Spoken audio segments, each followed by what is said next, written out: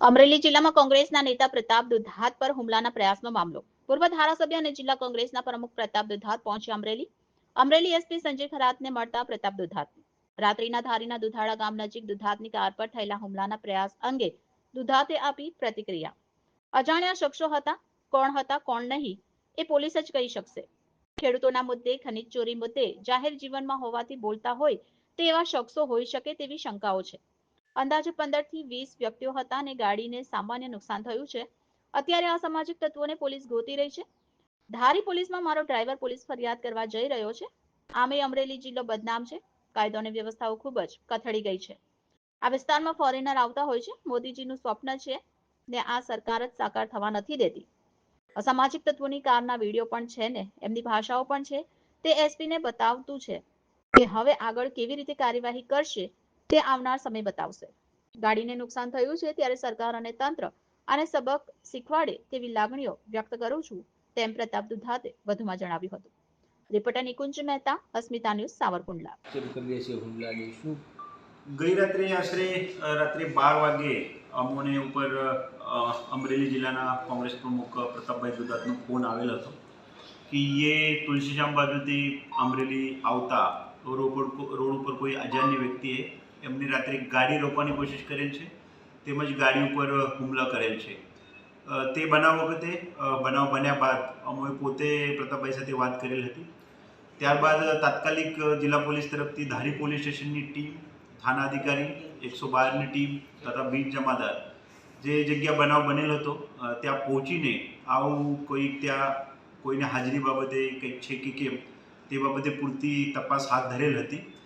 ગઈ રાત્રે આ જે કામના ફરિયાદી છે પ્રતાપભાઈ સાથે જિલ્લા પોલીસે વાત કરેલ હતી અને રાત્રે જ આપણે આ બનાવ અગર બનેલ હોય તો તે બાબતે સાચી હકીકત સાથે ફરિયાદ લખવા માટે જણાવેલ હતું. જે બાબતે આજે સવારે પણ ફરીથી એ લોકોને આપણા તરફથી ફરિયાદ દાખલ કરવા માટે જણાવેલું છે અને આ લોકોએ કદાચ ટૂંક સમયમાં ફરિયાદ પણ દાખલ કરશે. જિલ્લા પોલીસ તરફથી એમના ઉપર જે કોઈ હુમલો કરેલ છે અથવા એની જે આક્ષેપ છે કે અમારા ગાડી ઉપર હુમલો કરેલ છે, લાઠીથી ગાડી ઉપર ડાબા પડેલા છે, તે બાબતે જિલ્લા પોલીસ તરફથી આપણે ઝીણવટભરી તપાસ કરીએ છીએ.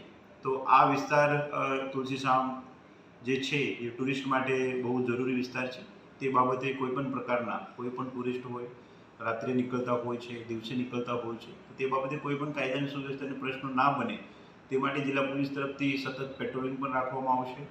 સિનિયર અધિકારીના લેવલમાં પેટ્રોલિંગ રાખવામાં આવશે અને આ જે પ્રતાપભાઈ ફરિયાદ અગર થશે અથવા તે સિવાય પણ જિલ્લા પોલીસ આ વિસ્તારમાં કોઈ પણ પ્રકારનું કાયદાની સુવ્યવસ્થાની પરિસ્થિતિ નિર્માણ ના થાય તે માટે કટિબદ્ધ છે. સર, પ્રાથમિક ધોરણે એવું લાગે છે કે આવી ઘટના બની હોય? પ્રાથમિક ધોરણે આવી ઘટના બનેલી છે એવું જિલ્લા પોલીસને અનુમાન છે. ફરિયાદી ભોગ બનનાર જે છે એમના તરફથી ફરિયાદ દાખલ થશે તો તે બાબતે જરૂરી કાયદાકીય નિયમ મુજબ અમે કાર્યવાહી પણ કરીશું. પ્રતાપભાઈ, ગઈકાલે શું આખી ઘટના બની? સરદાર સન્માન યાત્રાની સમાપન સોમનાથ મહાદેવના સાનિધ્યમાં કરી અને નેશનલ હાઈવે ઉપરથી ઉનાથી ધોકડવા ચેકપોસ્ટથી અંદર આવ્યો.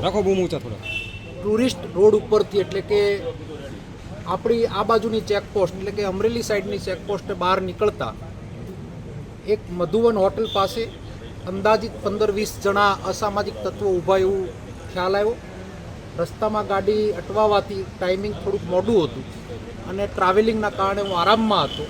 મારા ડ્રાઈવરે મને એલર્ટ કર્યો અને અમારી પદ્ધતિ પ્રમાણે ગાડી અમે સ્પીડમાં કાઢી લીધી અને ત્યારબાદ ફરી એક બાજુના દુધાળા ગામથી અમે લોકોને ત્યાં મોકલ્યા. એટલે 2-3 ફોર વ્હીલર અને અસામાજિક તત્વો ત્યાં હાજર હતા.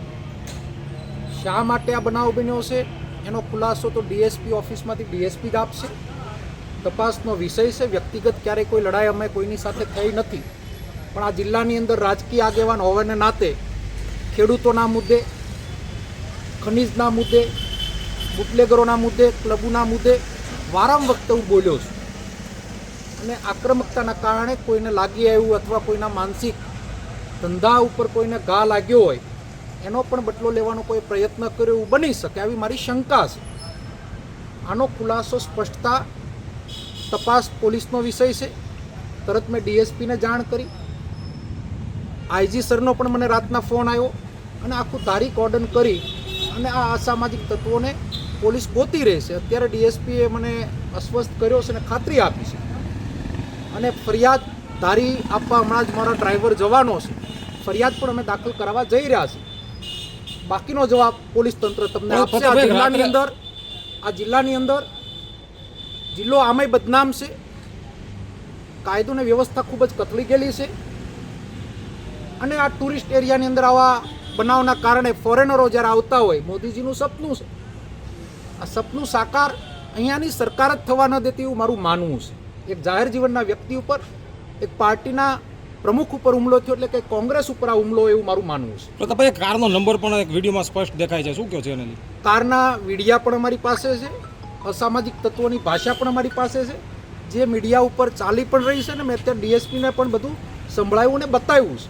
હવે આગળ કેટલી કાર્યવાહી કરે છે એ આવનાર સમય જ બતાવશે. નુકસાન થયું છે કે?